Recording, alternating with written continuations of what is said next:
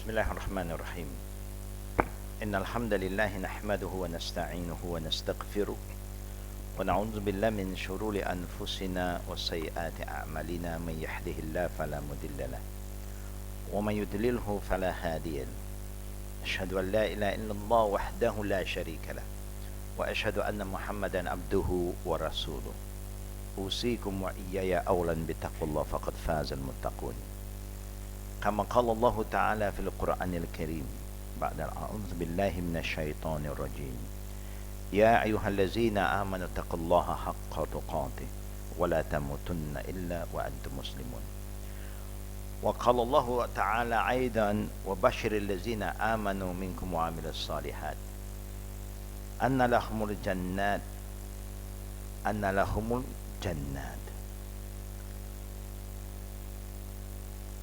وبعد فإن خير الكلام كلام الله وأحسن حدي محمد صلى الله عليه وسلم وشر الأمور محدثاتها وكل محدثة بدعة وكل بدعة ضلالة وكل ضلالة في النار. وقال رسول الله: كل أمتي يدخلون الجنة إلا من أبى. قيل: من يأبى؟ من أطاني دخل الجنة ومن أصاني فقد أبى. السلام عليكم ورحمة الله وبركاته. Alhamdulillah, all praise due to Allah Rabbul Alameen for His blessing, His guidance, that we are surviving until year 2019 after the end of 2018. We are moving to a new year with new challenges, new trials, and may Allah subhanahu wa ta'ala give us the right spirit, the right iman, so that we are able to pass year 2019 with success, inshallah. Let us begin our class with a prayer, morning prayer, and also not forgetting to pray for some of our family members who have passed away, especially the mother of our AJK, Haji Sulaiman Siti Amina binti Haji Rajab, and also the daughter of another Jama'ah of us, Puan Shahrina binti Dato Muhammad Yusuf. Let us make this prayer for both of them, inshallah. Bismillahirrahmanirrahim. Alhamdulillahi Rabbil Alameen. Allahumma salli ala Muhammad wa ala ali Muhammad kama sallaita ala Ibrahim wa ala ali Ibrahim innaka hamidun majid. Allahumma bika asbahna wa bika amsayna wa bika nahya wa bika namut wa ilayka nushur. Bismillahirrahmanirrahim. La yadurru ma'asmihi shay'un fil ardi wala fis sama wa huwa as-sami'ul alim. Raditu billahi rabba wa bil islami dina wa bi muhammadin nabiyya. Allahumma zidni ilman nafi'an wa rizqan tayyiban wa amalan mutaqabbala. Allahumma ighfir lahuma warhamhuma wa afihima wa'fu anhuma wa akhrimhuma nuzulahuma waghsilhuma bil ma'i wal thalji wal baradi wa naqihima kama yunaqqa as-thawb al abyad min ad-danas. Allahumma abdilhuma daran khairan min darihima wa ahlan khairan min ahlihima wa zawjan khairan min zawjihima. Allahumma adkhilhuma jannatak wa izhuma min azabil qabri wa azabil nar. Allahumma ighfir li hayyina wa maytina wa shahidina wa ghaibina kabirina wa zakarina wa unthana. Allahumma man ahyaytahu minna fa ahyihi ala al-islam wa man tawaffaytahu minna fa tawaffuhu ala al-iman. Allahumma la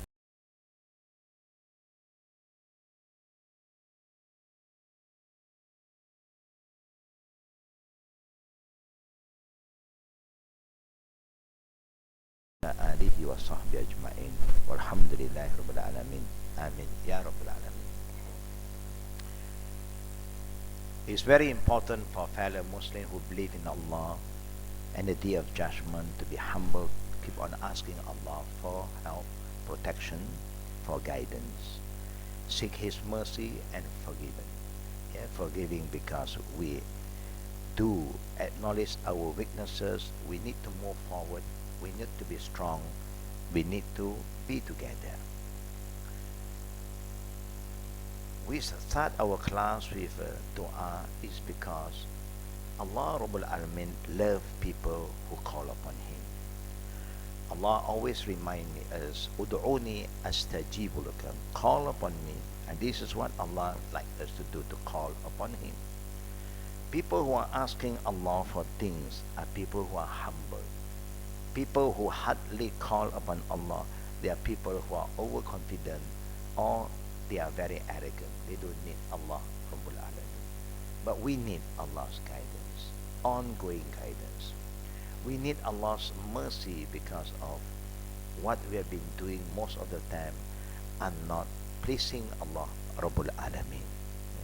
We are trying, but while we are trying, we are also are doing things that Allah is not pleased with us. Yeah?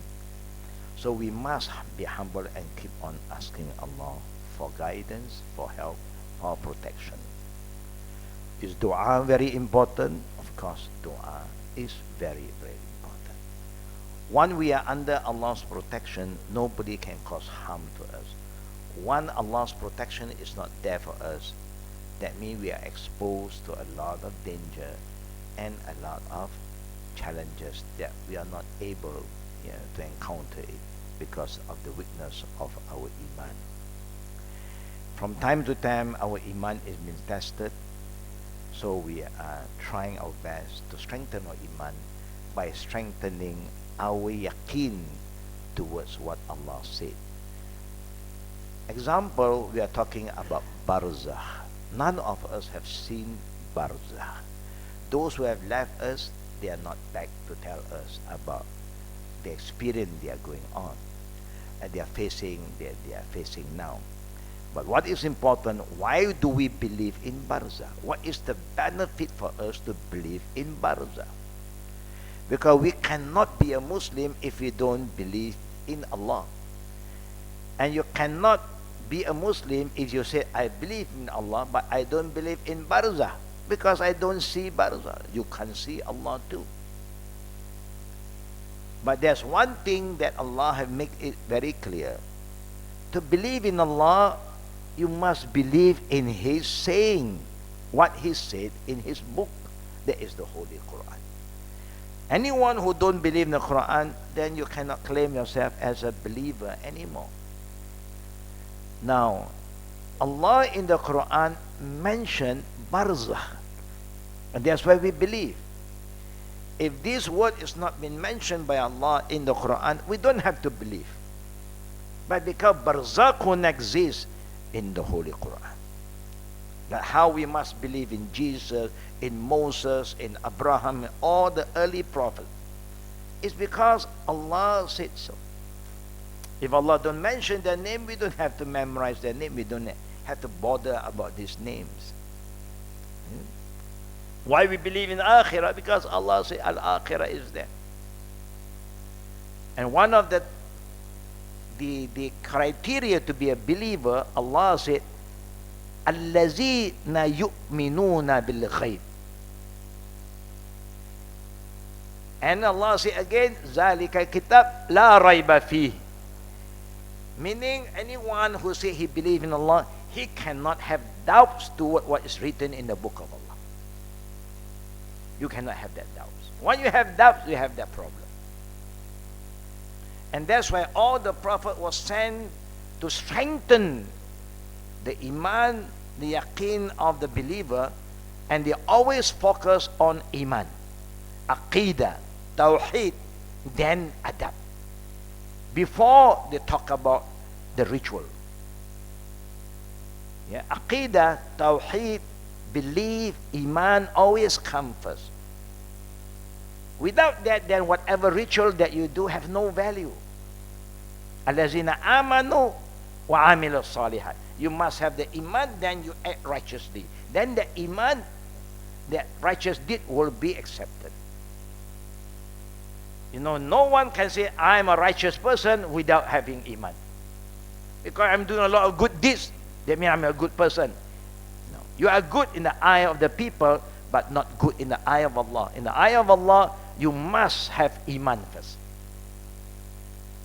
Compare with the not yet Muslim and the Muslim, the disbeliever sometimes, they have more deeds than us. They do more good activities than us. But in the eye of Allah, Allah do not consider as amal saleh, righteous deed, just a deeds. You want your righteous deed to be accepted, and you want your deeds to be known as righteous deed, amal saleh, you must start with iman.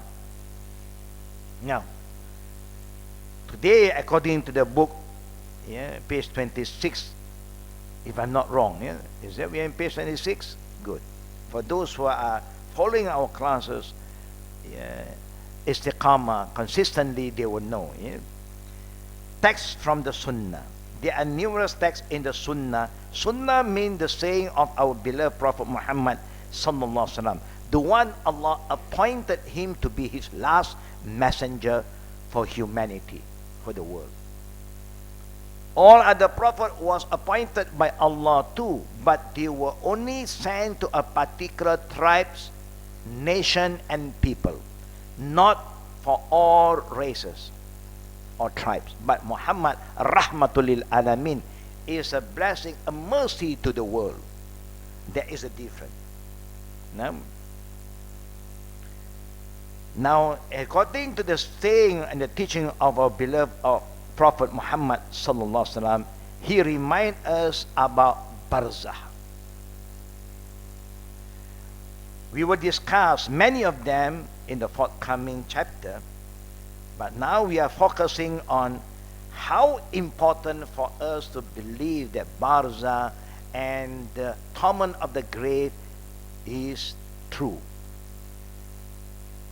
If we believe in that, then we must keep on asking Allah for protection. People who don't ask Allah for any protection because they don't believe. I don't know. There is so-called Barzakh or not. I don't know whether there is a punishment in the grave. No, nobody who died come back and tell us. We have good dream always. Even the bad dream that we have also is not talking about the torment of the grave. Now, seeking Allah's protection from the torment of the grave. The Prophet ﷺ often sought Allah's protection from the grave's trial and torment, and he taught his companion to do the same. He himself, who Allah have guaranteed paradise, no problem. That means the Prophet will not go through any torment of the grave. Because once you have a good ending, you die as a true believer, you are safe from the torment of the grave. But once you still have the fear that you are not that good enough, I think all of us should have that fear. Unless you think, no, I'm okay now. I don't know.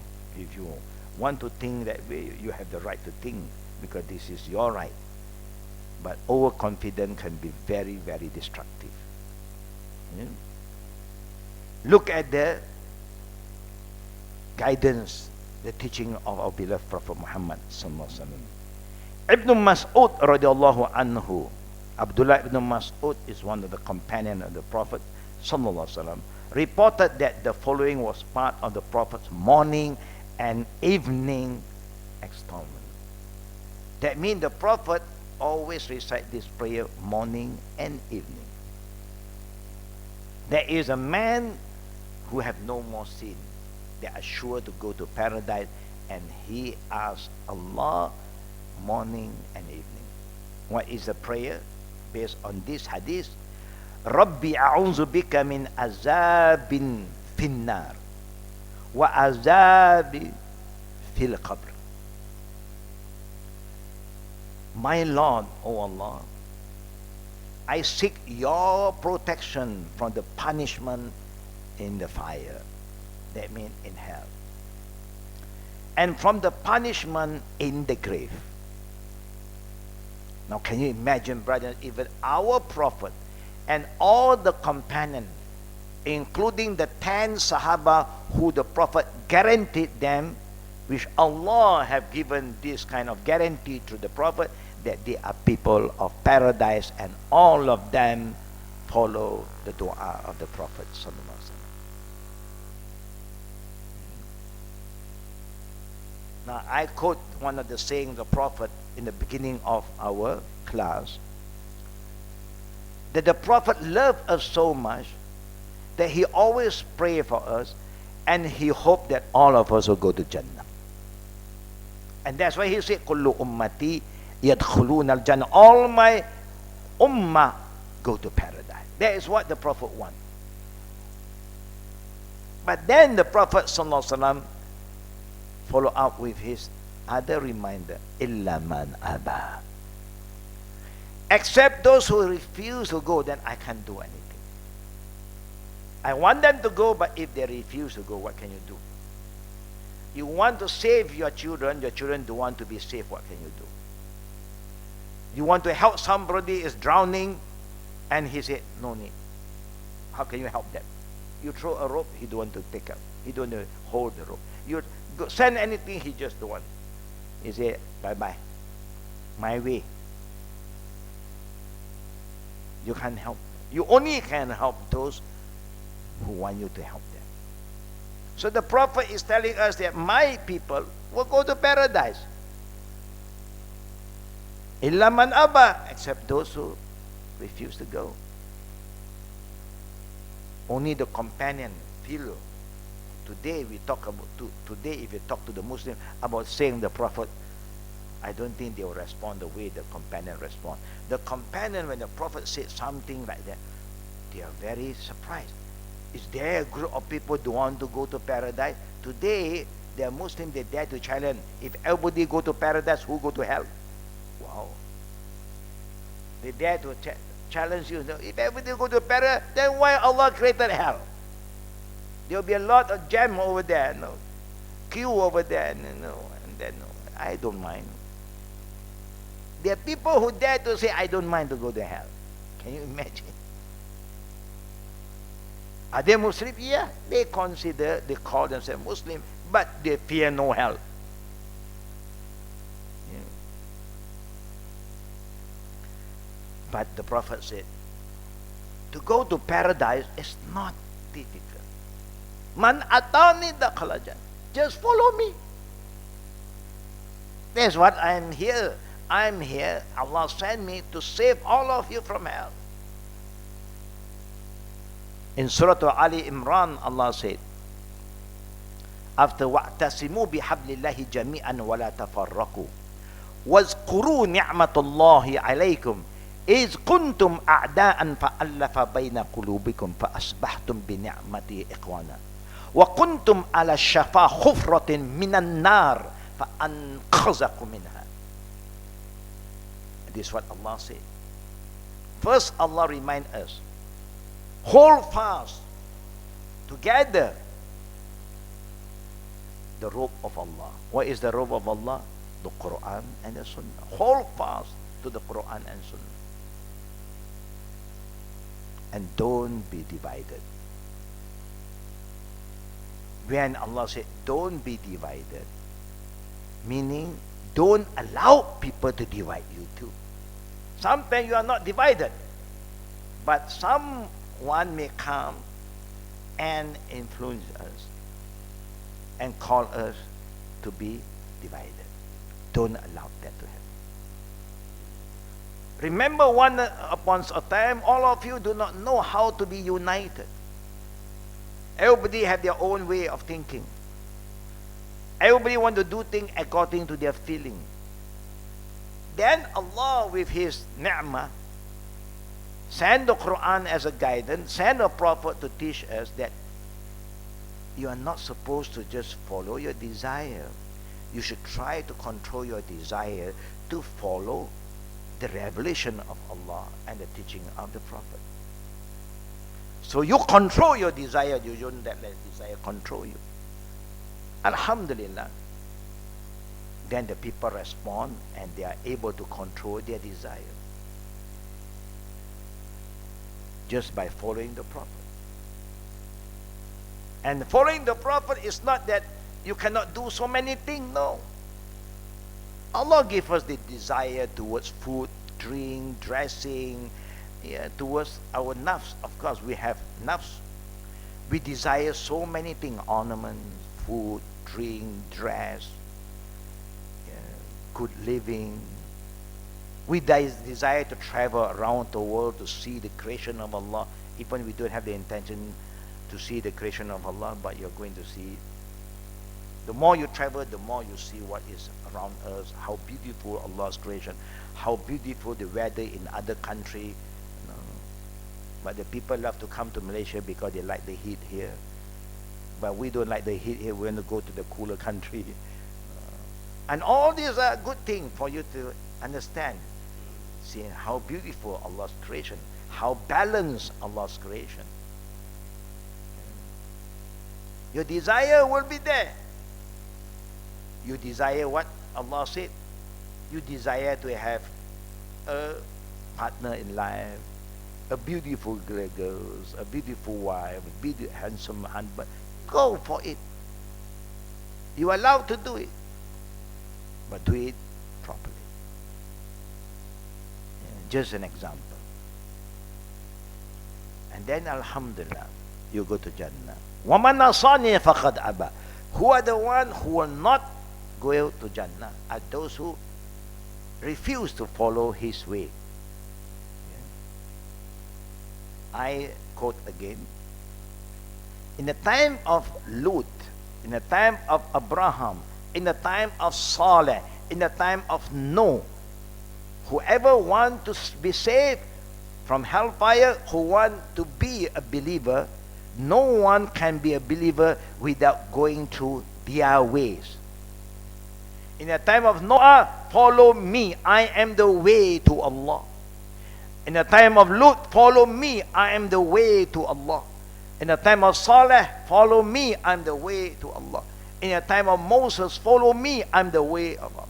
But in the time of now until the day of judgment, follow Muhammad sallallahu alaihi wasallam. He is the way. We believe in all other prophets, but we don't follow their ways anymore because their way ended. Their ways ended when Muhammad sallallahu alaihi wasallam been appointed. Fattabi'uni, Allah said, follow him. And this is very important. Sometimes we may have good intention to say we also follow. No. We follow the way of Prophet Muhammad sallallahu alaihi wasallam. So the Prophet remind us and ask Allah for protection from the punishment in the hellfire and the punishment of the grave. If the punishment do not exist, it's a waste of time for us to make this dua. But when the Prophet himself is seeking Allah's protection morning and evening, and all the companion is seeking, then it's something very serious we have to ask. Abu Bakr radiallahu anhu reported that the following was part of the Prophet's morning and evening dua, azkar. There are many dua. This is also another, the second dua.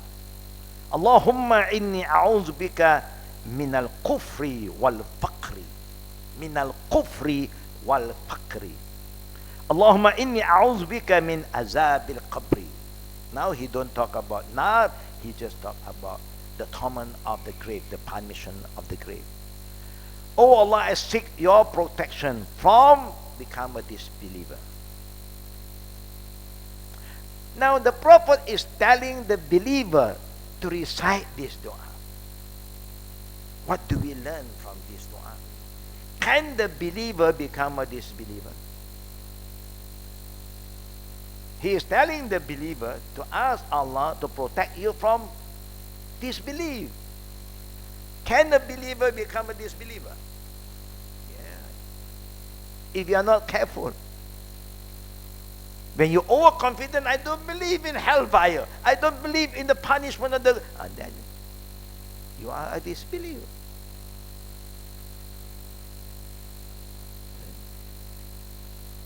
Because whatever Allah said about kubur exists, is true. Azab is true. Jannah is true. There are people who don't even believe in Jannah. Jannah is just a dream. Here is Jannah. Nothing over there. You live in a villa, you have a swimming pool, jacuzzi again, that is your Jannah. The Jannah after this, who knows? Hearsay only, and then you have problem. Yeah. And also, the Prophet reminds us, don't forget to ask Allah to protect you from what? Faqri, from poverty. Because the Prophet in other hadiths, this reminds us that poverty can cause a person to disbelieve. Sometimes we are so poor, you keep on asking Allah, you get nothing in return. And then your iman is shaken now. Oh, is this God real? If Allah is real now, He knows I'm suffering, why don't He help me? You know, being a human, sometimes we'll be tested with hunger. And Allah said, وَلَنَبْلُوَنَّكُمْ بِشَيْءٍ مِنَ الْخَوْفِ وَالْجُوعِ وَالنَّقْصِ مِنَ الْأَمْوَالِ وَالْأَنْفُسِ وَالثَّمَرَاتِ. I am going to test you with fear and hunger and lack of food, lack of money. Now, if you don't have a strong iman, you start to question, what is happening to me? Where is Allah? Where is Allah's promise to help me? Because this will come, and that's why the Prophet reminds us, ask Allah to protect you from this feeling, negative feeling, all these negative thoughts starting to creep into you. Don't entertain. This is how Satan is trying to come in slowly. Where is God? I don't think He loves you anymore. Actually, you should believe in other God. Maybe the other God is more loving. And now you are starting to have doubts now.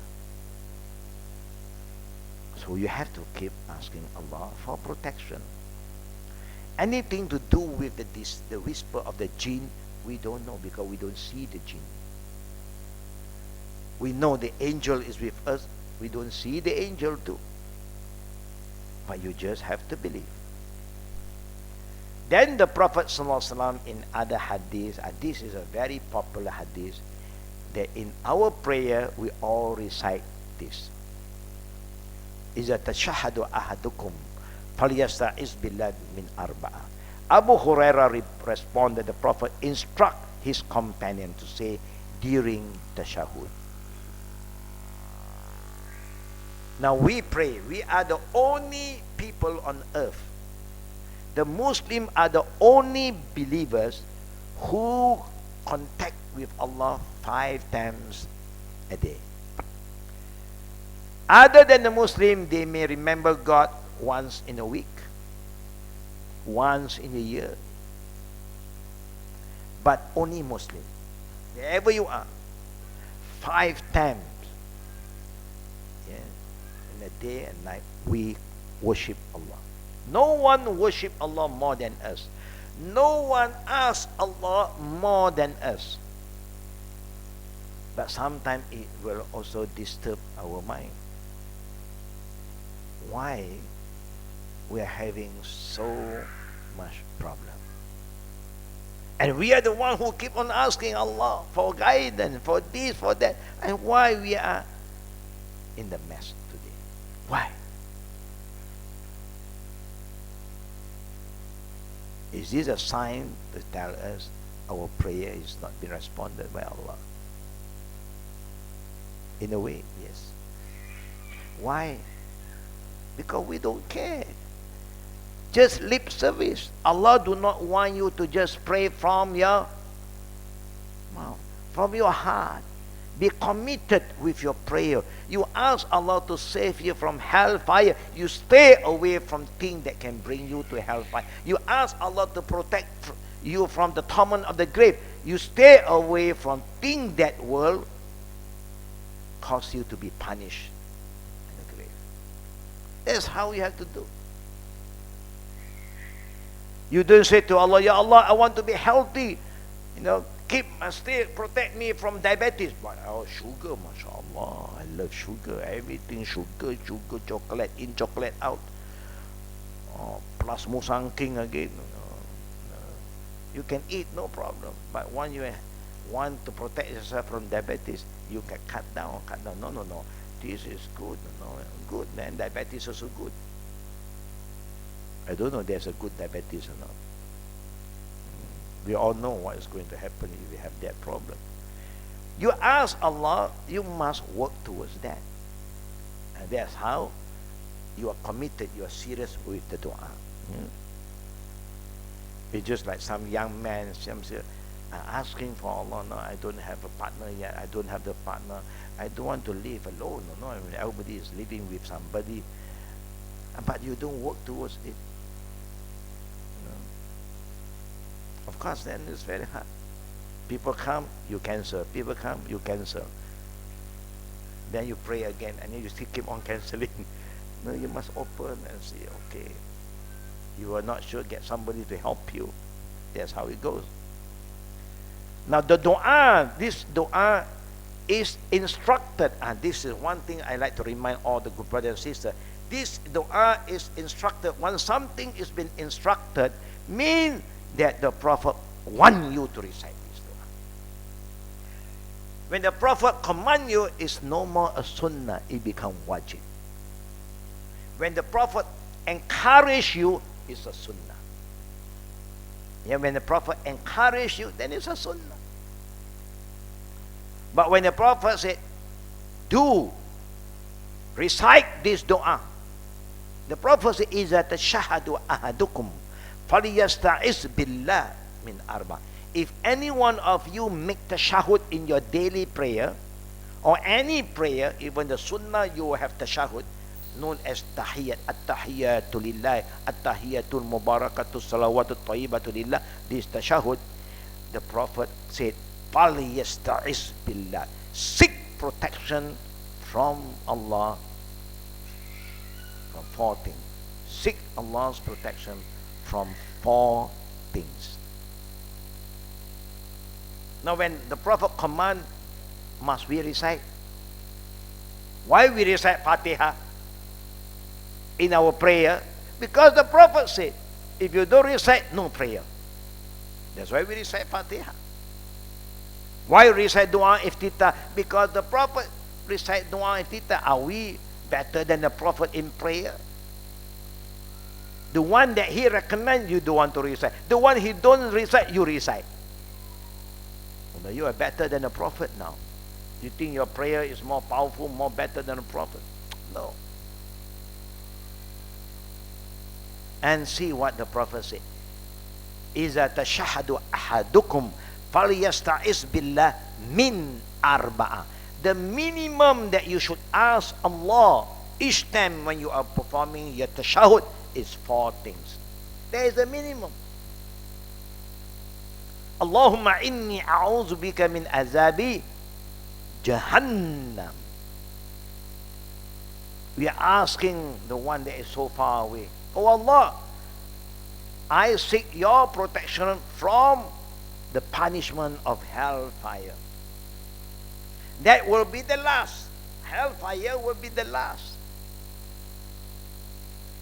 But then follow up with wamin azabil qabri, and also, Ya Allah, protect me from the torment of the grave. We are going down there. And it's true, there's punishment there. You can see. The Prophet even said, only the animals and other creation can hear the punishment of the grave, except human. Why? Because we are so busy. Sometimes we go to the graveyard, we still use handphone. Busy with chatting, messaging, sometimes. Sometimes we are taking care of our father, bedridden father, and he need food. While we are taking some food, we also respond to the message. And then the food never reach his mouth. It's just action. Halfway, we forgot the message. And the father was looking. Is my daughter taking care of me? Or she's just, playing the food with me. He bring the food close to my mouth. Stop there. Why? Because this mind is busy with messaging. Now today, people that go graveyard, they can talk about football. They can still talk about all this. They never reflect. They never learn why you go to the graveyard. To look. Is there a field for them to play football there? No. Everybody is gone. One. See, after 1 month, you see the graveyard is become increasing. It's not decreasing. More people is going there. More people is going there. Maybe after a while, it's packed, full house already. Move to new development. It's another land to develop again. It's a reminder. And it's true. Azab Kubur is true. وَمِن فِتْنَةِ الْمَحْيَا وَالْمَمَاتِ. There is after we die. Now, we are living and Allah Rabbul Alameen knows that all of us is going to be exposed to a lot of trial. Fitna. Fitna is a test, actually. You know what is fitna? What? Everybody know what is fitna. Fitna, something is not real. People create it. People make up something and then they spread it out and everybody is responding. And it's not true. A lot of false news is spreading around. But if something is clear-cut, it's no more fitna. It's true. I'm not creating any fitna. You can see with your own eye. That is not fitna. Alhamdulillah, Mufti of Penang have made a comment about the cross on a big building. It's a fitna. It's good to alert everybody. We don't do this. Even Islam is an official religion of the country. We don't do that. A house is a house. Public housing is a public house. You just build the flat. You want to put name, you can put name. You don't have to put any symbol. And that's how it goes.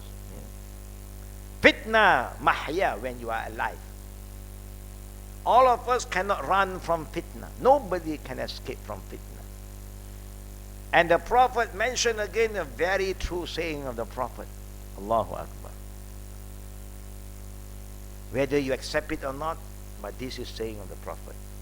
He said, the greatest fitna that I fear most for my male ummah is what? Is what? The man knows. It's us too. That means the fitna not necessarily come from outside, within ourselves. And Allah did mention in the Quran that awladakum wa amwalakum fitna. Your children and your wealth can be your fitna. Sometimes you are so good, mashallah, disciplined. When you come to your children, you forget. To your children, you're so disciplined. Come to your grandchildren, khalas, no more discipline. Everything goes. It can be a fitna. Whatever they want, even the games, Islam, you entertain them. Because of your love towards them is greater than the love towards Allah. This is also another fitna.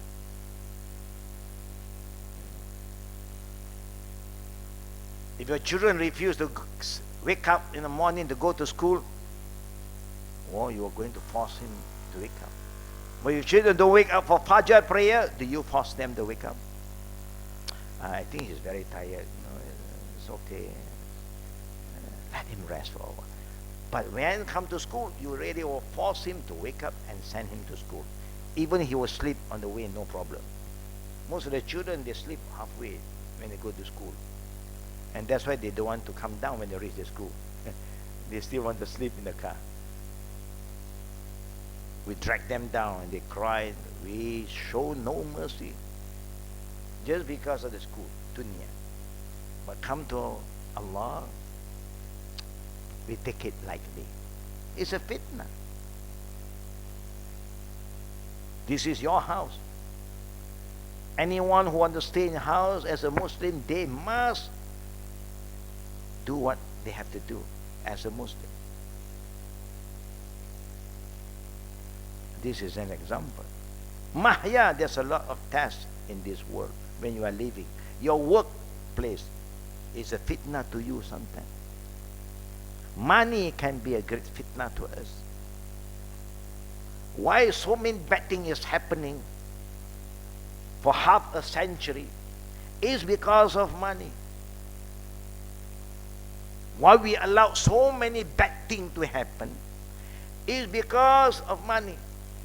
We accept corruption.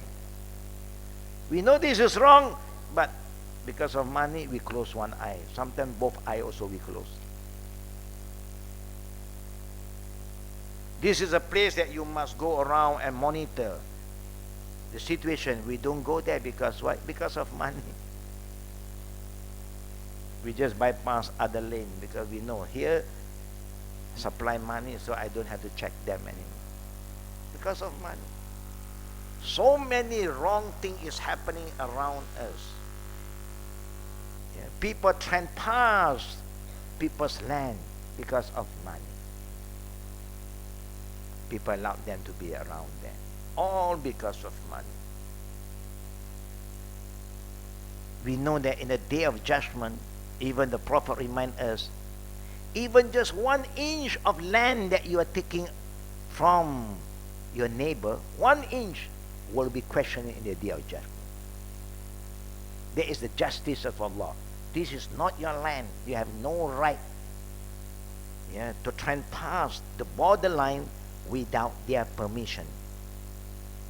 And there is something to do with Barzakhun. Barzakh. Barzakh is a barrel, is a limit. You know, in Surah Rahman, Allah talk about the two water that meet. The salty water from the sea and the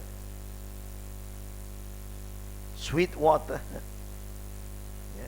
from the mountain, from the river, they meet. When they meet until today, for people who have the knowledge to go to that area, they can see the line. Neither this water transpass the ocean, neither this water transpass them. No, there is no wall in between, not like in Israel. There's no wall, but it's Allah's qadar. When I say don't trespass, even the water follow the commandment of Allah. To us, I think we are going to find a way to trespass. Now, who give you the right to go to people's land without their permission? And suddenly you claim this is mine. Astaghfirullah. And it's happening. Fitna in this life. Wa mamat, we are going to die too. There's a lot of fitna too. Now you see the Muslim, the way they live, they don't know how to live like a Muslim. It's another fitna. You call yourself a Muslim. Islam is a way of life, and you do not know how to live as a Muslim. You do not know how to eat as a Muslim, drink like a Muslim, dress like a Muslim, talk like a Muslim. You don't know.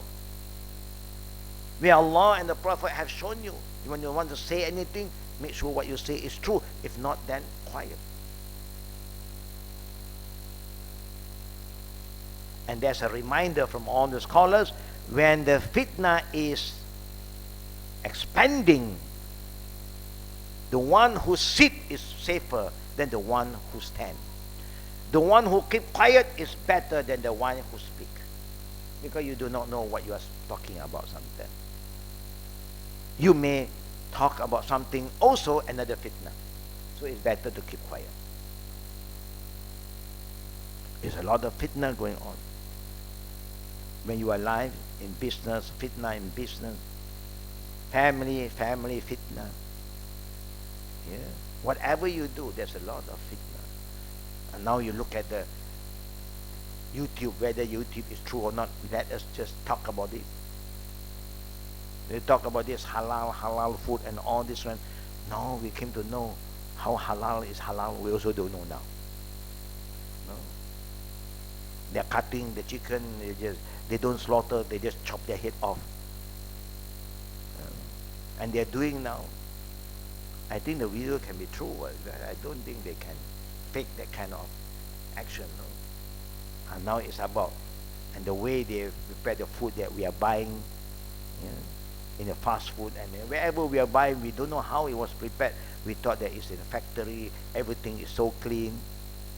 But behind that, only Allah knows how clean is clean. Yeah. Only Allah knows what we are eating today. What can we do? Yeah. We just have to tawakkal. And why this thing happened? Everything fitna because of corruption. You have the people given authority to move, to check. I also don't know. Sometimes I also don't know what I'm eating now. What I believe they say halal, halal. To me, they say halal, I say halal. But whether it's real, but when you have doubt, stay away. When you have doubt, stay away. This is a sign of we have failed to educate the public. We have failed to educate our people. If you want to do halal business, this is the way. We will come and teach you. We will send the people to come and show you the way. And we may send employment to you, and so that they will help you. But if you don't do this at all, you just want money and get the logo. They give you money, you buy. Logo is for sale now.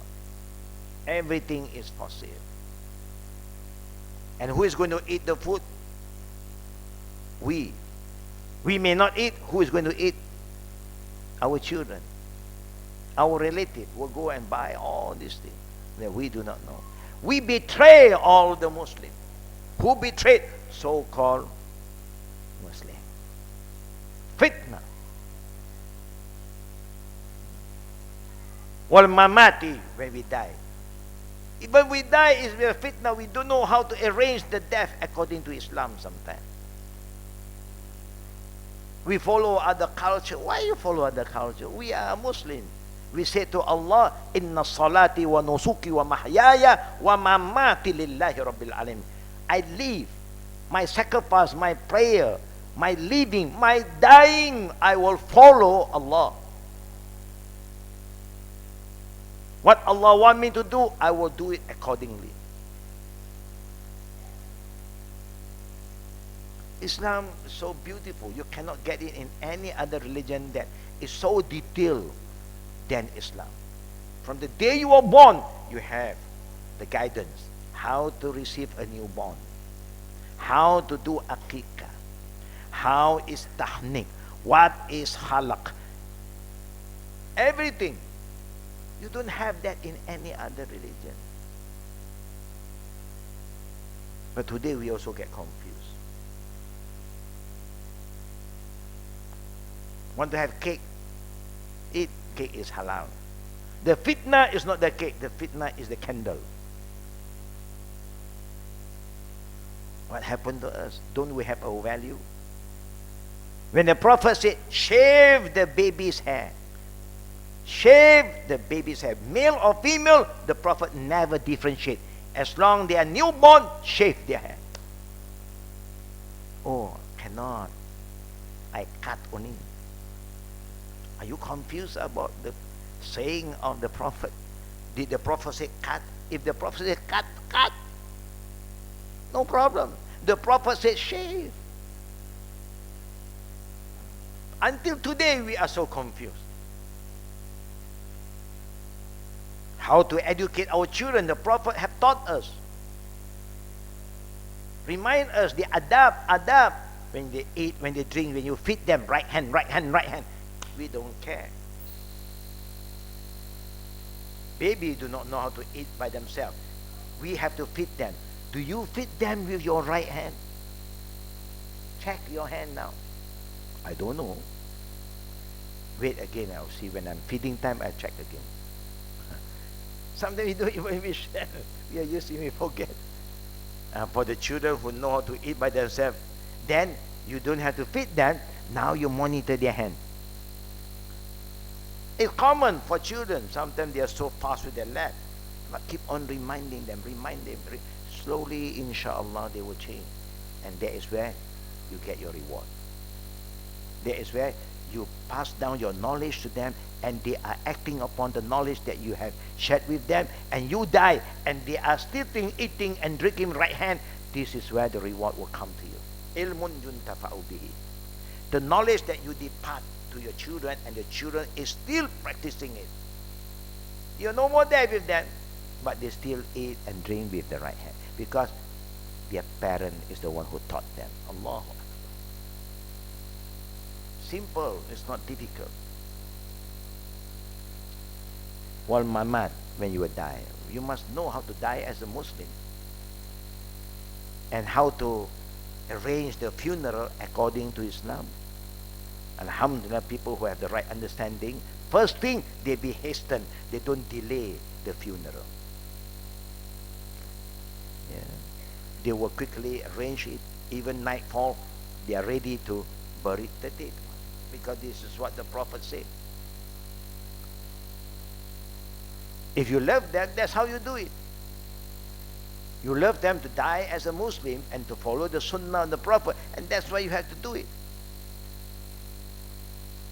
And until today, when I say to the people, whoever want to go down to the Lahad to receive the dead body, make sure that you have no relationship with your wife last night. Nobody know. When I talk about this, they were shocked. Huh? Nobody told us about this. I said, yeah, but the Prophet said that if anybody who is going to carry the body down to the hole, they must not have any relation with their wife last night. Whoever have relationship, come out. Who remind this? The Prophet remind us 1,400 years ago. We don't even know. And the Prophet remind us, whoever is near to the graveyard, or the one who is carrying the body down, and you are going to get some support from the one, from people outside, give you some earth. They will try to make it like a ball and pass it down, so you put it at the head of the deceased, so that you give a good support that he or she is going to face the Qibla. What did the Prophet say? Just give them the earth. The Prophet says, say Bismillah wa ala millati Rasulillah, or you say Bismillah wa ala sunnati Rasulillah. A lot of people don't even know that. Can you imagine? We have been dying. Our parent, our uncle, our friend died, and we don't even know what to say to them. Simple, Bismillah wa ala millati Rasulillah, or Bismillah wa ala sunnati Rasulullah, with the name of Allah and the religion of Prophet Muhammad sallallahu alaihi wasallam. Is that difficult?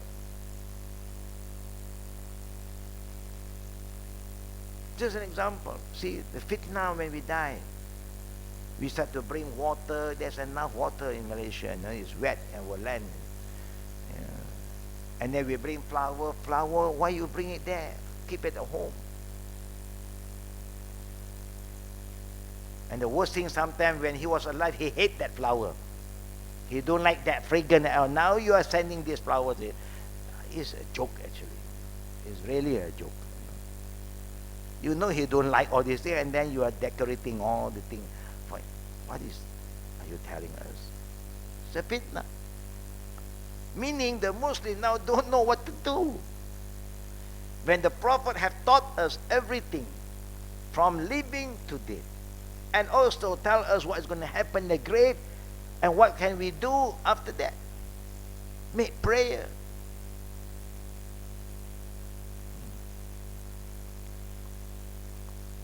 This is the prayer that Allah wants us to do, because the Prophet command us is something Allah wants us to do, because Allah have said, follow him. That's what Allah wants us to do. Follow the teaching of Prophet Muhammad by saying, Allahumma inni a'udzubika min azabi jahannam wa min azabil qabri wa min fitnatil mahya wal mamat wa min fitnatil masih dajjal. And the fitna of who? The fitna of who? There is a big one. There is the greatest fitna. Alhamdulillah, the real Dajjal, we are not facing him yet. I think our age like that now, we are not going to see him. And the Prophet never want you to say, oh Allah, let me see Dajjal. Don't ask for that. Ask Allah to protect you from Dajjal. Don't say, oh Allah, allow me to see him. You know, your iman is not ready to see him. Our iman is not ready. Because our iman is so weak. When you can see him, you know, he'll show you some magic a bit. Khalas. Your iman will just dissolve, you know. You say, this is true, man. This is real one. Then he claimed that I am God. Oh, yes, I will support you. I will call you God now. Or he said, I am the last prophet sent to you. Oh, I will accept you are the last prophet. Because our iman are so weak. Yeah. That's why the Prophet said, just ask Allah to protect you from Dajjal. But the Prophet said, before the real Dajjal appear, the Dajjal is there. It's not something that is not here yet. It is there. The Prophet even said that no prophet that don't remind their people about Dajjal. No prophet. Allah have created, like the jinn Allah have created, the angel Allah, the Dajjal also Allah have created. Only Allah do not allow him to get out from the place that Allah have put him in. He is under ISA until today. Non-reachable. But the Prophet did say his agent will come out first. What is the work of Dajjal? Twist and turn.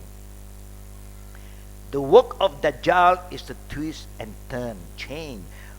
Right, it become wrong. Wrong become right. Now his agent is everywhere. His agent is everywhere. How do Dajjal look like? No one knows. But the Prophet described a bit only. He have how many eyes? How many eyes he has? We have how many eyes? 2, alhamdulillah. He have only 1. But there are so many people who have 1 eye also. When you look at people who have 1 eye, Allah, I think he must be the agent. Last time they say Mushi Diana is one of them. Yeah. But these are human. But the real Dajjal, the Prophet said there will be 3 letters written in between his 2 eyes. That means at the forehead, there are 3 letters. Anyone who have the knowledge, see him will know. Confirm that the real one. It's not tattoo. No. Now people can do that also. You want to see Dajjal? I also can be. Am I the Dajjal? No. Yeah. It's something that Allah had put into it. He cannot erase it at all. It's not his choice. Allah put it. The word is kaf, fa, and ra.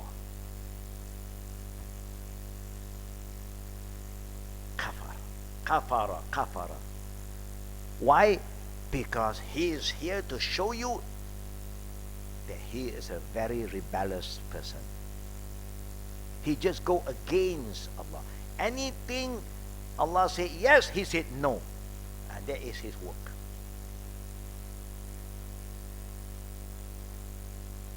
Who can kill him? China, America, Israel, CIA, FBI, Scotland Yard. No one can kill him. Except Allah appointed one man. And that is Isa ibn Maryam. Is he coming with a laser gun?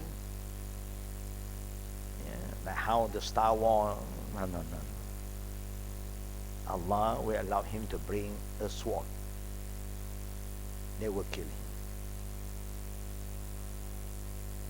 At that time, after Dajjal gone, after Ya'juj Ma'juj gone, that is the time Allah subhanahu wa ta'ala wants us to experience a very unique environment. Very, very unique. All the wild animals become tame and they can speak with us. We are talking term with them. The snake will come and talk to you. And he's not going to harm you. You can play with the snake. Your children play with it. Now you see a small snake, you run away. You fear the poison. All the wild animal, lion, tiger, they will come to you and they can talk to you. How beautiful when you can talk with animals.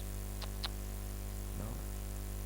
They can communicate and they will just be close to you, play with you. No more biting, no more attacking. Just like a pet, a big pet. You know, those who like what? Like cat. This is real cat. The big one, and come and just play with you. That is the time when Allah put the peace on planet Earth. But Dajjal is a great fitna. So the Prophet said, seek Allah protection from the torment of hellfire, the torment of the grave, the trial of life and death, and from the evil of the trial of Masih ad-Dajjal. Ibn Abbas reported that the Prophet used to teach us his companion the above supplication as he would teach them a surah from the Quran. So important. It's like a Quran.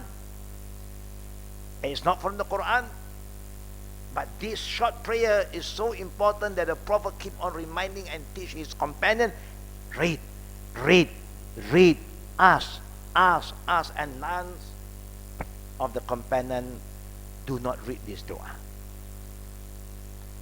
But a lot of Muslims who have been praying 5 times a day, you ask them to read this dua, they don't memorize. They do not know that this dua is important. Until innaka hamidun majid fil alamin, innaka khalas. Assalamualaikum. Can you imagine an important prayer that the Prophet instruct his companion to recite, his ummah to recite each time when they pray, and we don't even recite this? Then after the prayer, we recite so many long dua that the Prophet also don't know. The one he taught you, you don't want to recite. The one he never teach us, that is the one we love. And this is the work of Dajjal. Replacing. So make you feel that your way is better. That is his way, not your way. The best way is the way of the Prophet sallallahu alaihi wasallam. Sa'ad bin Abi Waqqas reported that the end of the prayer, meaning after the prayer, the Prophet sallallahu alaihi wasallam used to seek Allah's protection with the following supplication: Allahumma inni a'udzubika minal jubni wa a'udzubika minal bukhli وأعوذ بك أن أرد إلى أرذل العمر وأعوذ بك من فتنة الدنيا وأعوذ بك من عذاب القبر. All the prayer, the qabr is there. The torment of the grave is always there. Oh Allah, I seek your protection from being cowardice. When you want to do something, you know what you do is correct. I can't do it. So coward. How can a Muslim who believes in Allah be a coward? When you know if you stand for the sake of Allah, protect the deen of Allah, Allah will protect you. And if you die doing that, you go to Jannah. What is the second thing that Allah and the Prophet call us to ask? Oh Allah, I seek your protection from miscellaneous, or bukhli is known as what? Bakhil. Bakhil is an Arabic word. Yeah. It's close to it's the same Bakhil bin Qadqut. That means you are so stingy. Anything for the sake of Allah, you always give excuse. Oh, okay, I know it's good, I have an intention, but no action. Bakhil from Allah. We have given you so much, Allah said, and you are so calculative with Him. And there's an ayah for that. Allah said, وَأَنْفِقُوا مِمَّا رَزَقْنَاكُمْ مِنْ قَبْلِ أَنْ يَأْتِيَ أَحَدَكُمُ الْمَوْتِ فَيَقُولُ رَبِّي أَخَّرْتَنِي إِلَى أَجَلٍ قَرِيبٍ فَأَصَدَّقَ وَأَكُنْ مِنَ الصَّالِحِينَ.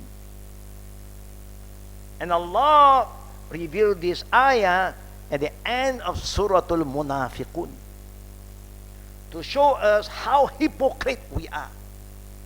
We thought that we are not a hypocrite, but Allah is telling us we are all hypocrite. Why? What is the sign of a person who are hypocrite? Allah have give you so much, and He asks you to spend back, give back to Him, donate, infaq fi sabilillah, for the sake of Allah. But we always, no, not now. This is my money, my money. When are you going to give it back to Allah? Until death comes to you, then you say, oh Allah, spare me another day, spare me another week. If possible, send me back. I don't want to die now because I have so much money left behind my account. I want to give it away. Give me more time. And now we want to ask Allah to give you more time. Why? I want to give. You know you cannot use anymore. All your money cannot be used by you anymore. You're going to die. Before you die, also you see when you are sick, what can the money do to you? You cannot go even to the bank because you are bedridden now. What is going to happen to your property? And we are saying, oh Allah, give me another chance. I'm going to donate everything. Everything. I didn't ask everything when you are still okay. I just asked, وَأَنْفِقُوا مِمَّا رَزَقْنَاكُمْ. How many percent we give zakat out? 2.5% per year.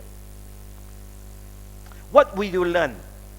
Can you give 2.5% every month? If you have a salary of 10,000, 2.5%, how much? How much? Can we give 250 per month? Is that a lot? When Allah give you per month 10,000 and He just asked 2.5%, is that a lot? What do you think, brother? Huh?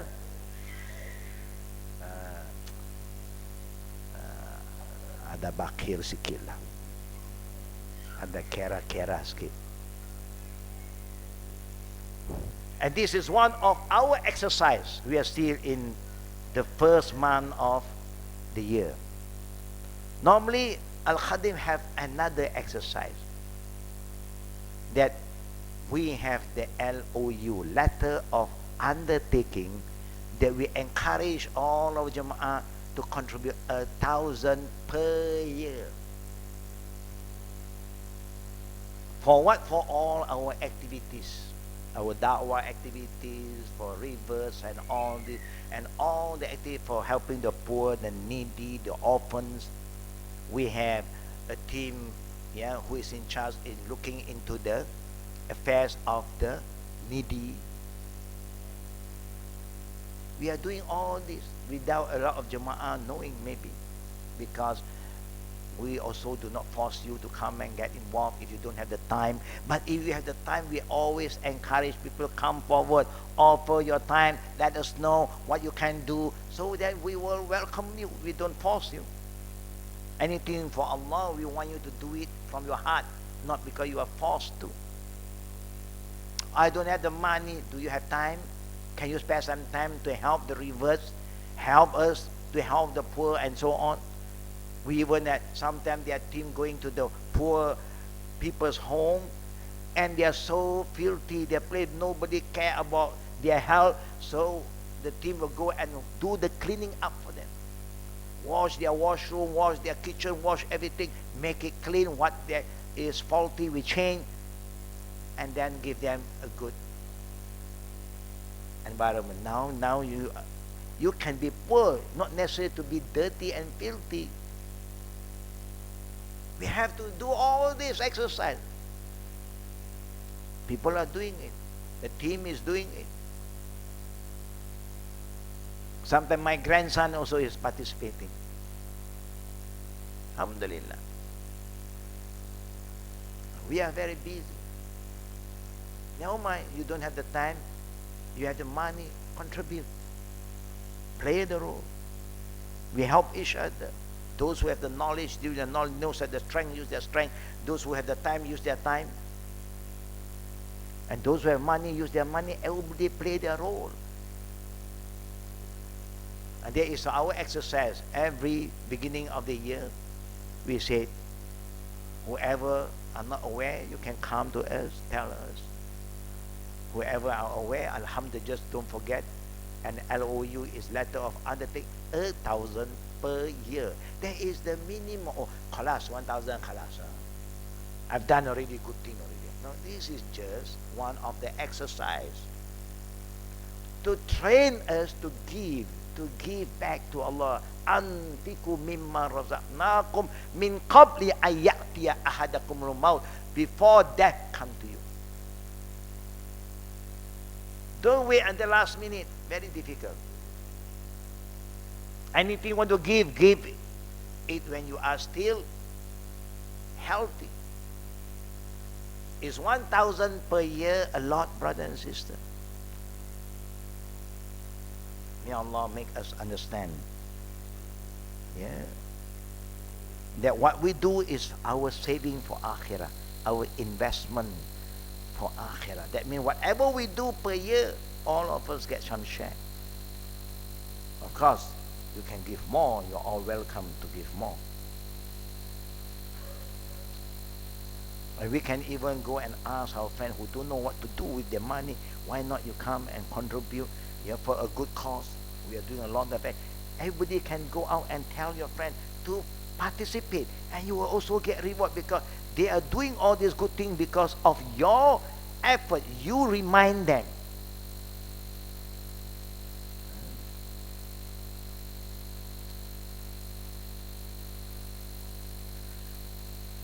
Ask Allah to protect us from cowardice and from being bakhil, and seek Allah's protection from reaching the worst of old age. We are going to go old, but we don't want to go old and become a burden for others. We want to have a good ending too. We can be old but still independent, not dependent. We can still move around. That's good.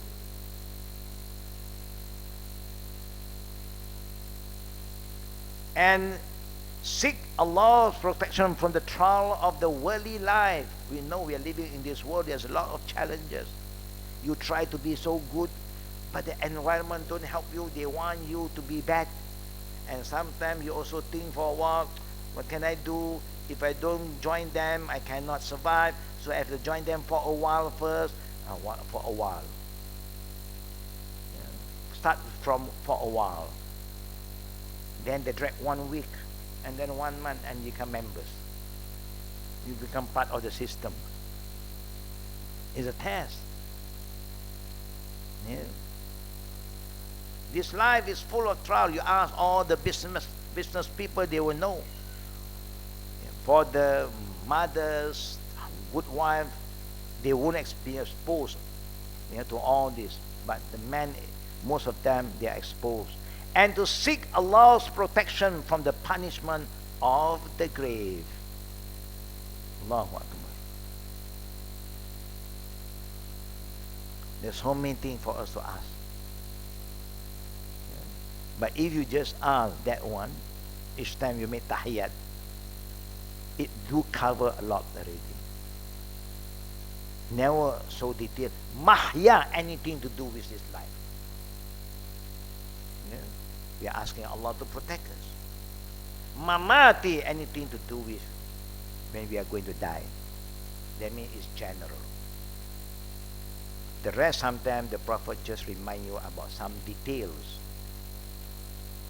That's why there are so many other dua. Then at the end, the Prophet highly recommend us, Rabbana atina fit dunya hasana wa fil akhirati hasana wa qina azaban.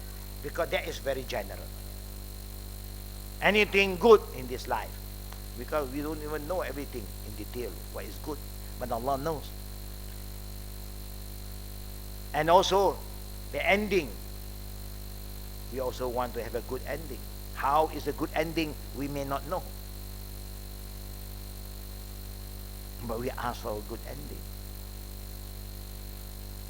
And one of the important things to know that good ending or not, always remember that you are given the chance to even to say La ilaha illallah. Allah. When you can say that out, according to the prophets, that is the best ending. Man akhir kalamihi biqawli la ilaha illallah biqawli la ilaha illallah dakhala jannah. Whoever can end his life by just saying La ilaha illallah, Jannah is for him. That's why we must keep on get busy to say La ilaha illallah, La ilaha illallah. When you are alone, you are down, La ilaha illallah. It's better to think of life than think of the problem. Because you think of the problem, you get more headache. It cannot solve because you are going to sleep. You think that night who is going to hear you? Who is going to respond to your call? And then nobody. It's you with Allah now. Say La ilaha illallah. La ilaha. Everything is from you, O Allah. And everything is going back to you. So be connected to Him. You find inner peace, brothers and sisters. We always forget Allah.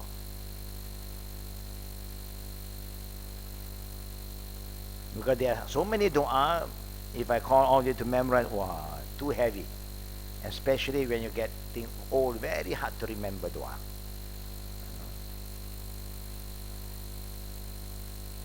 Aisha again reported that the Prophet ﷺ used to say the following supplication during his prayer. There are so many dua. Yeah? Allahumma inni a'udzubika min azabil qabr wa a'udzubika min fitnatil masihid dajjal wa a'udzubika min fitnal mahya wal mamat.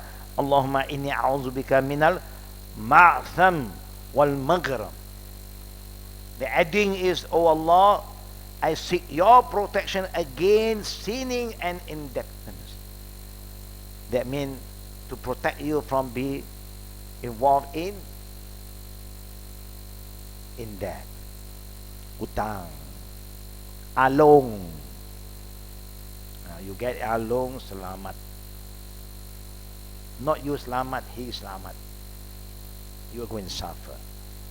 and they are going to come after you and after your family. But alhamdulillah, the government is looking into all these things seriously.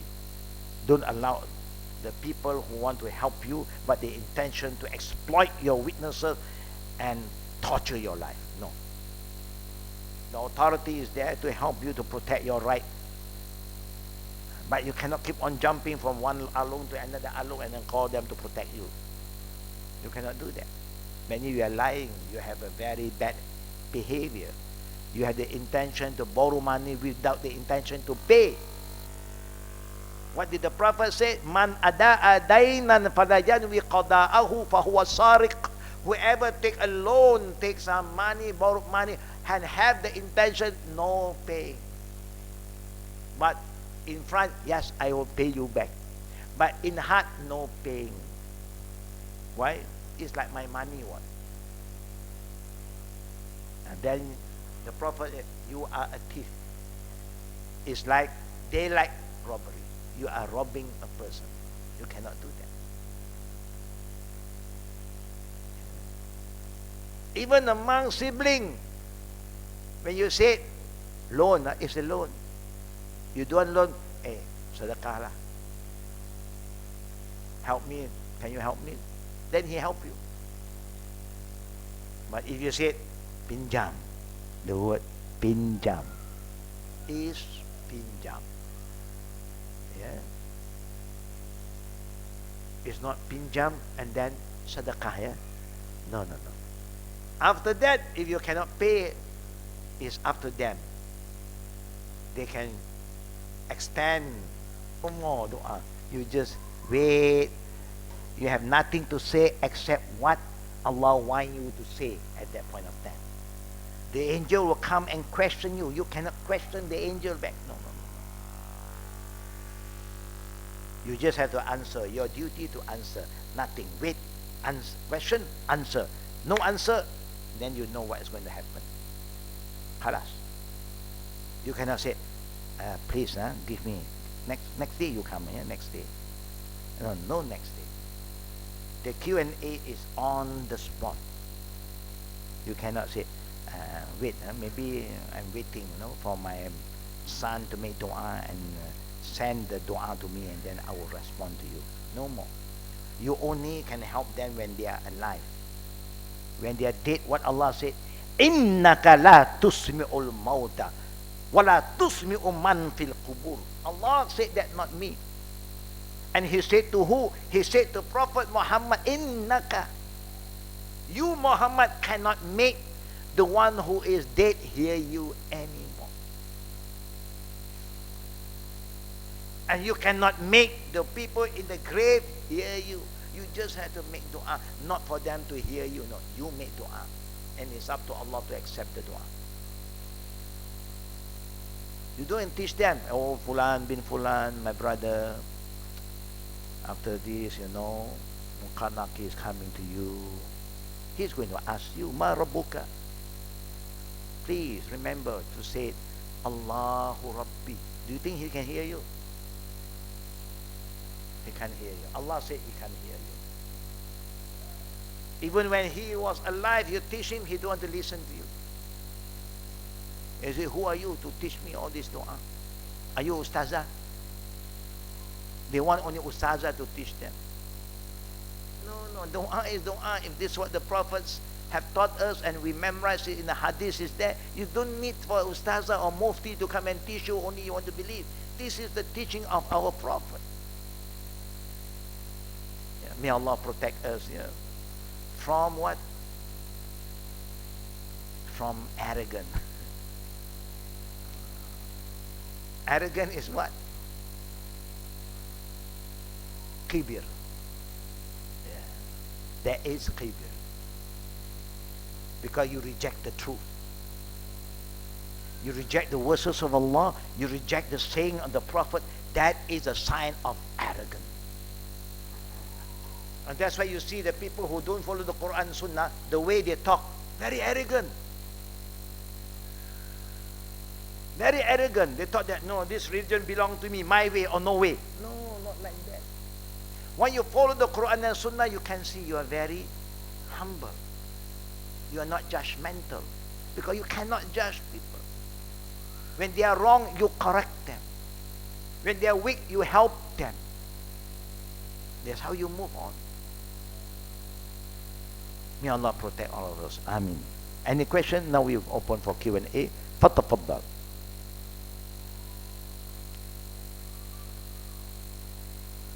Mike, please, behind.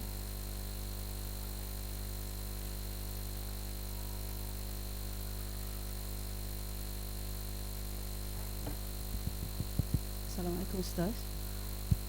Waalaikumsalam warahmatullah Just two questions. wabarakatuh. Faddal, sister. Ustaz, you mentioned earlier about Bakil. Bakil. Yes. So our duties are, when we die, three things matter. One is what knowledge you leave behind, what children pray for you, and one is paying alms during your lifetime. Is that right? Yep. So is it okay to just reserve what you intend to give as alms to a certain cause which you know is a good cause, as opposed to just randomly giving out to people who are blind who come in the restaurants, or people who canvass for money in the streets, with no not authorized, you know, poor people, who street children, street Yep. people. My second question is, what is your advice for activities, daily activities, as well as du'as for the aged who are losing their mental faculties, who forget things? Thank you. Yes, this is important. All dua is important. But one thing that is good in making dua, outside from the prayer, when you are making the salah, the general dua, you can make dua in any language. Because the Prophet is an Arab, of course, he made the dua in Arabic. You can even make dua in English, in Malay, no problem. The only thing you must recite the one in Arabic is when you are doing the dua while you are praying. Then the language that Allah chose for us is Arabic. Yeah? Now, is that good for us to make dua so that we are not forgetful? No, yeah, it's important. I always make that dua also. Allahumma zakirni ma nasid. Oh Allah, make us remember what I can easily forget. Yeah, we always forget. I also now forget a lot of things now. So, but it's good to ask, nothing wrong. Yeah? Now, coming back about helping the needy. Do you think it's wise to help anybody come to where you're eating, they come, and then somebody will hold a blind man and so on? We don't know how blind is his blindness. We don't know, you know. And then coming and asking for something. Actually, what happened, this should not have been happening. But it become a trend now. There are people who will carry all these people and then in a van and then drop them. Is a drop and pick up kind of business. You know? They know that we will show some pitiness because blind man. But normally sometimes I don't respond. I personally don't respond. If I feel that these people are hungry, I say, please sit down. You order what you want. Anything you want, I will pay. But they don't want to eat because they are not hungry. I say, juice. I need juice. You ask. If I want to give, I give me 1 ringgit maybe. Now I give you juice, 10 ringgit. What juice? He don't want juices. There's sometimes I don't feel good. When I don't feel good, I don't do. I better engage myself with the right group of people. We know what they are doing is good, and they have follow up. They know that this group of people deserve it, but not like what you see today. You know. That's why people who come here, I'm very upset. You know, especially those from abroad coming here and bringing all the picture, because I have been responding to them maybe 10, 15 years ago. And they keep on coming back, and they know how much I give from one to another sometimes. You know? And they know what I give also. Sometimes I give them extra things, shoes, and they maybe this shoe is good for you. You try it, fit you go, and then the next team come out. Any shoes? Then you know. See, doing good thing, you must be very wise. Through experience, we learn a lot. You know? So we don't want them to take us for a ride. So it should be organized properly. We should know who to give, what kind of people we should give, and then is there any follow-up? That is good. We always plan. Yeah? Anything good, we should plan and do it collectively. There'll be a lot of blessing. Yeah? Next, Sister Fauzia, Fadlan. Assalamualaikum warahmatullah. Walaikum salam rahmatullah. Okay, we were talking about debt, being in debt. About debt. Debt. Debt. Utang. Utang. Yeah, utang. Okay. Okay. Somebody asked me for a loan, and then saying that he will pay back a certain time. And then when the time comes around and he didn't make any effort to contact me or whatever, so I decided that on my own, this guy must be really hard up. So I told him that instead of paying me back the loan, why don't you come to Al-Qadim and learn the Sunnah way of Islam, and then I will just forget about your loan, call it halal. And he never did. He made all sorts of excuses, and he never did. The only thing was he's always busy. Okay. And then he sent his wife to come a couple of times, but that's about it. And that's how we ended it. So was I wrong to do that? To say I will forget about halal can you loan if you come and learn? Allahu Akbar. You have been so kind to him. Or to her say, I can just forget about the loan. Can you come? In return, just attend classes. If people give me that kind of option, I will grab that option. Wow. It's good one. And you come to class, it's for your own good. You increase some knowledge. You become you better yourself in the future, inshallah.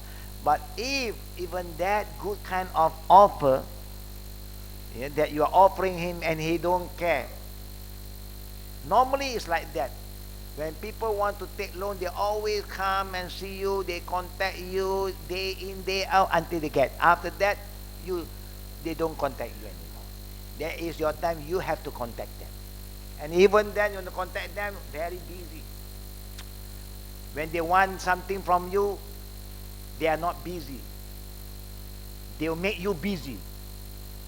But when they get what they want, they become very busy. And now you are so kind. Okay, I forget about loan. With condition, you attend 5 classes in Al-Qadim, example. Is that a lot? 5 times only. Whether you change or not, I don't know. But at least you come and then I want to see your face. Register, check in, 11 o'clock, you are here. 1 o'clock out, call us, alhamdulillah. Fair enough. MashaAllah, you have done a good thing for them.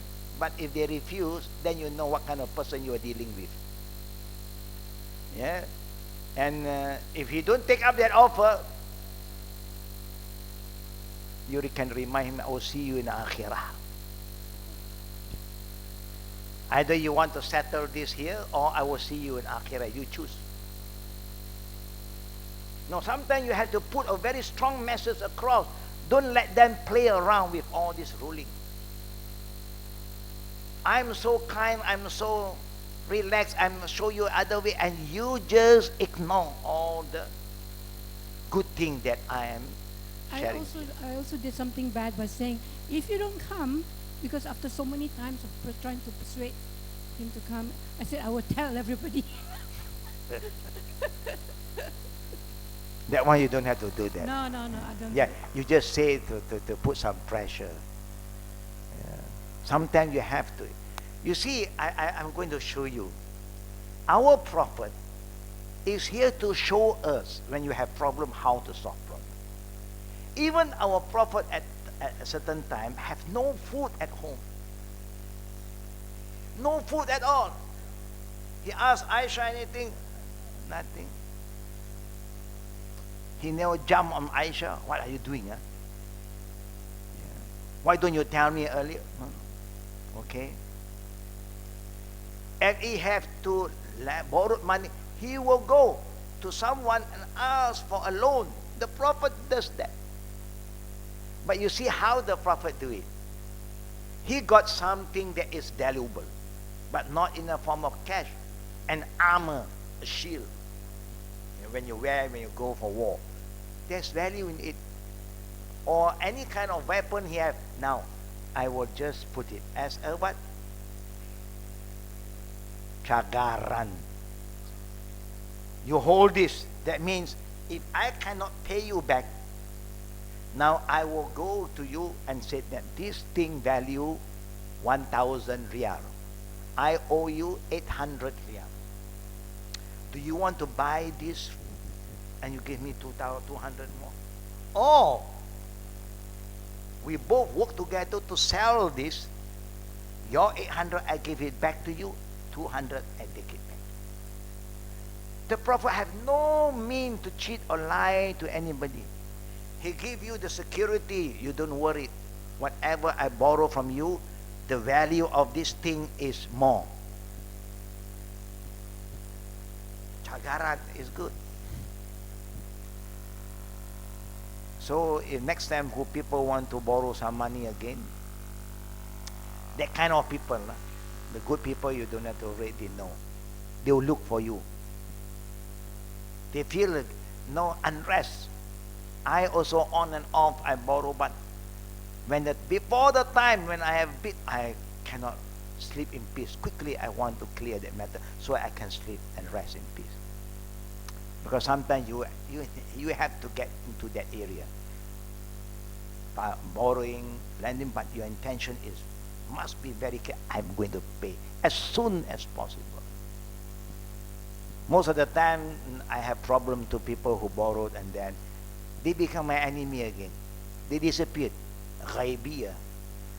They learn the knowledge of disappearing. They don't exist anymore after that. They don't even have the courtesy. Please, I'm sorry, I promised to pay you in 1 month. Now 6 months already. I will say, no problem. Can you pay me gradually if you can? Every month, 50 ringgit. Okay. Disappear 6 months again. What can we do? First thing we learn that this man, you may trust him with other things, but not with money. Money cannot. Other thing maybe he's good. But come to money, he failed. So you don't involve anything with this guy when money is concerned. We're learning. May Allah protect all of us. Jazakallah khair. Any last question for the brother? No. Wa alaikum salam wa rahmatullah. Sheikh, in light of the situation in Malaysia, where we are still more inclined towards the cultural practices of Islam, for example, many examples, Sheikh said that lowering the body, many of us do not even know that we cannot have intercourse before lowering. So what? Iktilat as well, free mixing between the different sexes is very loose nowadays. So what advice would Sheikh have for us to educate the Muslims effectively as soon as possible, because we don't know what's going to happen to the younger generation. One of the things I always remind all the good brothers and sisters, wherever they are, everybody have to be educated. Everybody must have knowledge. Now, how can we help the Ummah because they are so traditional, they don't know the Sunnah way? Through education. For us who know, we share the knowledge to them. And we cannot convince them because we don't have enough knowledge. Bring them over. Everybody have to do something. We cannot just wait. I will do my best wherever I go. Where the opportunity is there, then I will share with them. That's why people start to ask, nobody told us. I say, yes, but it's in the hadith. You can check in the hadith. But nobody look into that seriously. People just take things lightly today.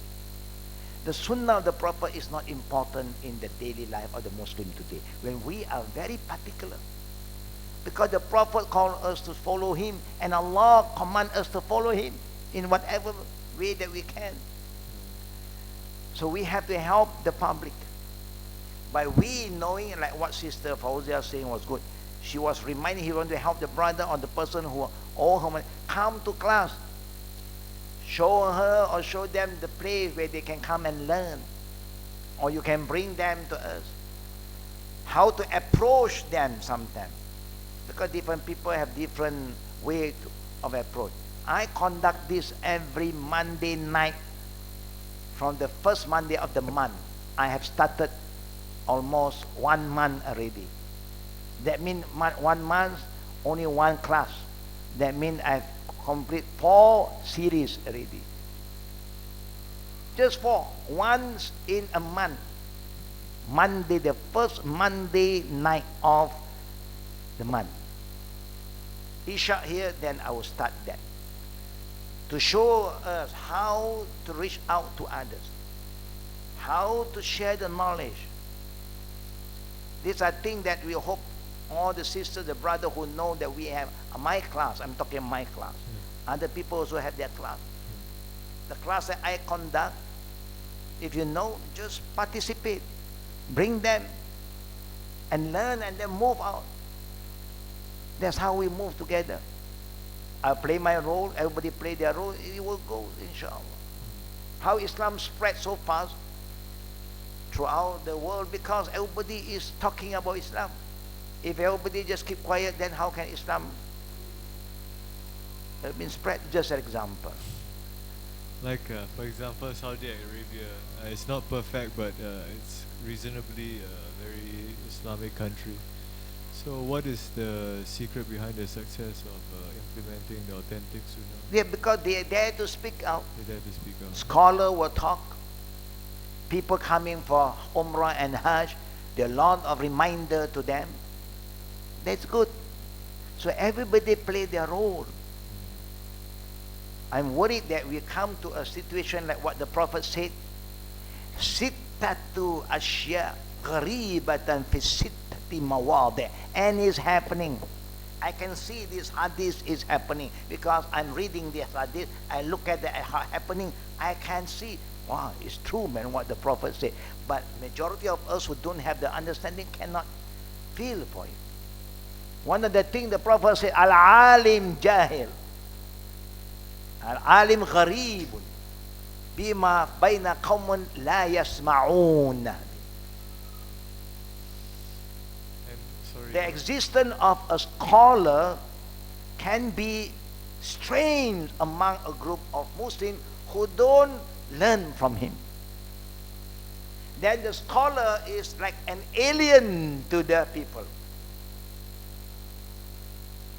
We have classes. But again, I'm worried because we are so confused. We don't focus on the basic. We want to add this knowledge, add that knowledge, so many classes, and the main classes we abandon.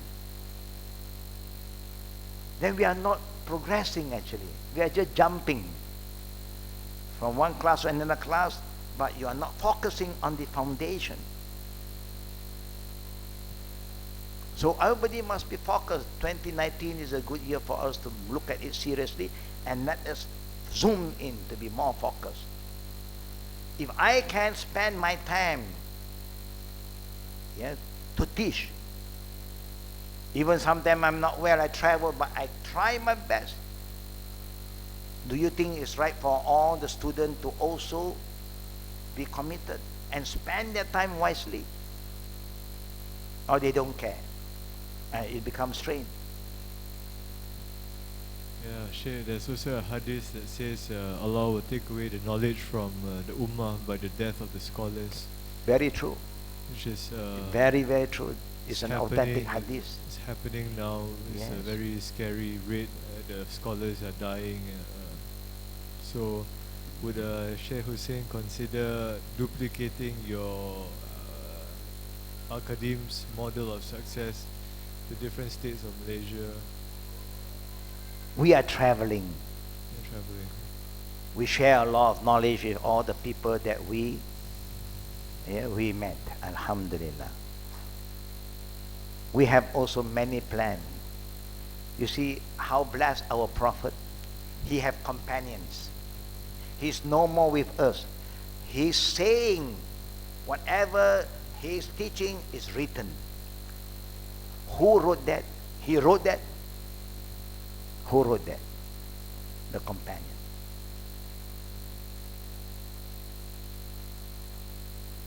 I would love somebody who was free, calm, spend time with me, ask me, and write down.